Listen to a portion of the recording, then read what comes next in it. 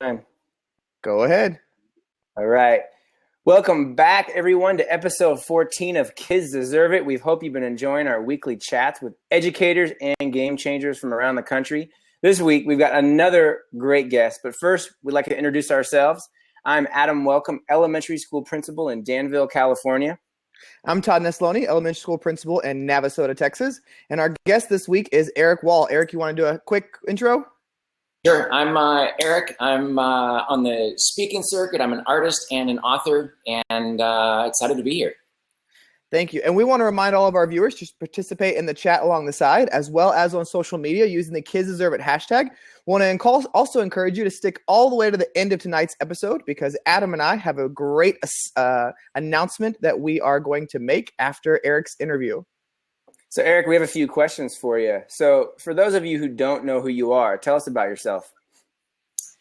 I'm an artist who's on the corporate lecture circuit. So I travel around the country, primarily working and talking with corporations, executive sales teams on how to differentiate from the competition, how to be more creative. So how to think like an artist, but act like an entrepreneur. And so I deliver live presentations almost exclusively now. I don't do workshops and such anymore, just because I love performing so much and writing content. And so a lot of it is in the act of live performances.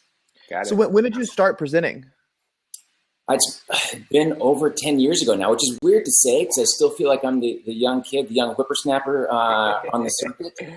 But at some point, I guess I cross over into crafty veteran. And I think after 10 years, maybe that's starting to get close. So I've been kind of on the road or on tour now for 10 straight years. Wow. Well, both Adam and I saw you present to a huge room of principals at NAESP this past summer. Why do you feel led to do some of your presentations for educators? Is it just because of the company that found you and asked you, or has it been something that's been part of kind of like your thing about speaking to people in education as well? Yeah, no, my role has always been in corporate America, and that has been where and who I've been performing to. And as a result of that, there have been either folks from school boards or school administrators or educators who've been in attendance who've kind of brought me into the educational realm. Now, I've got 3 teenage boys, so I've been very, very close to the educational process all along. But it's been something that I've done a lot of research on my own, just for my own content building for corporations. And it's being able to have the opportunity to speak to the kind of educational community has really been an opportunity for me, because it is very different from my corporate presentations, but it's where the future of America is going to be going. And so I don't take that lightly. And I don't know if I'm on the other side. So I think most of the people in this room are educators, principals, teachers, administrators. That's not where I spend most of my time. I spend it in the corporate world, where all of these kids are going to be ending up. And there's a real problem, a real disconnect with what we have in the corporate world, what a lot of our children, now adults, have been raised to think, how they think, why they think, why. Right. Basically, everything is so hard for people is because they don't have the ability to navigate ambiguity. We talk about social media. We talk about cloud computing. We're used to check boxes, checklists, very formulaic, academic, excellent thinking, but we don't have the ability to master complexity. And so as I'm working with corporate, that's the challenge, is we've raised a lot of efficient robotic thinkers, but the game has all changed, and they have a lot of difficulty because they want to know what the Scantron looks like. They want to be able to test to the test. They don't have the ability to think fluidly or draw their own path because that's not how they were educated. And that's even the finest education. And oftentimes, the more academically proficient you are, the harder it is to navigate ambiguity because you've been so trained and regimented into testing for the test that they have a very difficult time getting out and operating on their own. So I'm coming at it from the other side, less from the educational side. I have some ideas there for how to help educators, but I realize there's a real challenge, but it's coming more from the corporate side, looking back as far as what we've accomplished. Well, I think your message at NAESP was very fitting to the crowd right there. And it's funny that you say you don't speak too much to the education world, because I think it was such a powerful thing. I know for Adam and I, that keynote that you gave was the entire inspiration behind us starting Kids Deserve It. Just kind of that call to action, that talk about creativity and, like you said, ambiguity and all that stuff. It just really led us to where we are today. So I'm glad you're speaking to different educational entities every now and then. Cool. And I think one of the cool things is that because I'm not an educator, you're getting an outside perspective. You guys were maybe given something that you haven't heard a dozen times, or at last year's conference, or that people are beating you down with. This is a very different perspective. It was very fun for me because it was a very different approach to the keynote. I got to go down to the folks who are in the trenches, who are with our teachers and with our kids. I got to go to almost the root of what I see as the challenge and be able to work back up. And so much of what that is for me, it's inspiring teachers and empowering teachers. And, what if we were able to teach and curriculum had never been invented? There was no formula for academic excellence. How would our teachers teach? How would they just love on kids? How would they build kids up? How would they nurture them? How would they help them grow? And I think that is almost contrary to what is currently out there with, Lean Six regimented education. But let me also say, you guys are doing it right at Kids Deserve It. You guys are the hashtags, the buzzwords, the things that you're doing to lift up teachers, to lift up kids. I love it. I love what you guys are doing. Thanks, Eric. So along those lines, you wrote a book in 2013, Unthink, Rediscover Your Creative Genius. You've blogged. You gave us 3 blog posts, I think back in September, on the Kids Deserve It blog. And you just spoke to it about educators. But in your mind, what is the most important thing educators can do for kids? I think, we get stuck in that TMI, too many initiatives. And if you could just kind of narrow it down, what's the most important thing you think? Ignite curiosity. So there's so much formula that I think if we could just empower teachers, give teachers the freedom to grow their kids, to nurture their kids. I'm much less concerned about how well they compute math, and more concerned with why they want to compute math. To almost make it so exciting, so enticing that kids want to do it themselves, that they're excited to go to school. And I really think that's very possible. I look at how excited my kids are, my boys are, to do social media, to do PlayStation, to play with their friends, to play outside. And there's no reason that school shouldn't be that exciting, that they're just bursting at the seams. And fortunately, in elementary school, they've done a great job making that exciting for kids. It gets more and more regimented as they go on, and kids start to dread school. They start to dread homework. They start to dread Sunday nights, because Monday is when school starts. And I just don't think it should be the way. I think Monday they should be, dying to go to sleep Sunday night so they can get to school on Monday so that they can learn more about these things that they're so excited about. I call it the Disneyland complex. When you're little, you're so excited to go to Disneyland that next day, you can't sleep, and I wish just every day was like that for kids across the country, for school. That would be cool. That would be a game. And kids, like, throughout the day, they get excited when they get to go to recess or they get to do art. Like, we can make history just as exciting. We can make math just as exciting and make it so that the kids are, can't wait until math comes around, because there's going to be new ways to be able to solve old challenges. Well, you speak a lot about the power of imagination and creativity. How big of a role did that play for you growing up, since you're such an artistic person now? Did you have a lot of that in school, or was that something that you were just heavily involved in outside of school?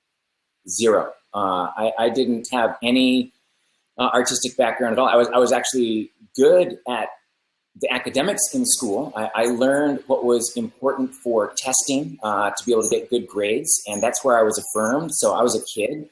I got patted on the back for getting 20 out of 20 on a spelling test or a history test. And so, I was a kid, so I want to do what I'm affirmed for. No one affirmed me for singing or dancing or coloring. They did early on, but then they said, now we've got to get towards the real world. So I was very strong academically, but I didn't even start painting until after I turned 30 years old. So this is kind of working backwards. So that's the thing, is our mind, our potential is really quite amazing. Mine was very myopic. I was very focused, but I wasn't very well-rounded. And that came back to bite me. And I'm seeing that so much. I can't stress to you guys how much I'm seeing that in corporate America. I'm going to say corporate American just as a blanket phrase, because that's kind of where we see our kids, contributing to society. And corporate America could be, whatever their adult job is. I think maybe might be a better way to put that. But people don't love their work, just like kids don't love their school. And life is to be loved. We should love what we're doing. We shouldn't just be punching, the clock or going through the motions. We should be figuring out a way to give back to other people, that our jobs are meaningful, that we understand our why. Kids aren't taught their why. They're taught, what previously used to be the success formula, but that just doesn't work anymore. And I would love for people to be more passionate about why they do what they do. Right. So true. Erik, who is someone that inspires or challenges you to be better?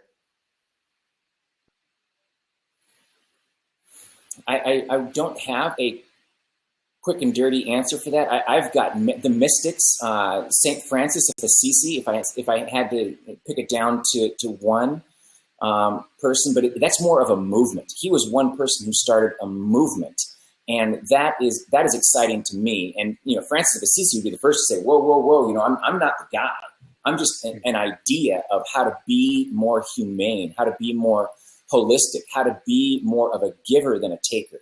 And so if I were to kind of boil down my philosophies on how I approach all of these things, it would be to be a giver, to do less taking and absorbing for myself and more of making the world a better place. I love that. Nice. Well, Erik, every week we like our guests to kind of leave a challenge for our viewers. What would your challenge be for this next week? Yeah, my challenge would actually be a big one, because it's actually a small one, but it would be meditation. To sit quietly. Let's for people who don't meditate, let's even say it's 5 minutes. Because the first thing you're going to start doing if you meditate is like, what this isn't efficient. This isn't getting you anywhere. It lacks productivity. It lacks academic excellence. But what it does is we're able to sit with our thoughts. We're able to sit and just empty the space in our head, clear cobwebs, and to just be. And I would encourage all of these people who are with all of these kids to take a moment for themselves and just to breathe and to be. So I say it's a big one because not very many people do it. And it's counterintuitive to our Uber alpha dog society. But this is to take a moment and just relax, because better things happen for life. That's right. Love that. That's right. So, Erik, you also have a grant going on right now. I dropped the link in. If you just Google Erik Wahl Foundation, I think it closes in a couple of weeks, but you're through your foundation, you've offered some grants to schools. So people can check that out. Is it 2 more weeks? I think it's open. I know I applied for a grant, so. Yeah, I think it's a little longer than that. What we're looking at is just for people to get engaged and to build tribes and teams. And so we've wanted them to create community, to involve their teachers and involve the kids, and just come up with creative ways on, if school had never existed before today, how would you create kids? What would your school look like if you were starting from scratch today and there was no such thing as education? What would it look like?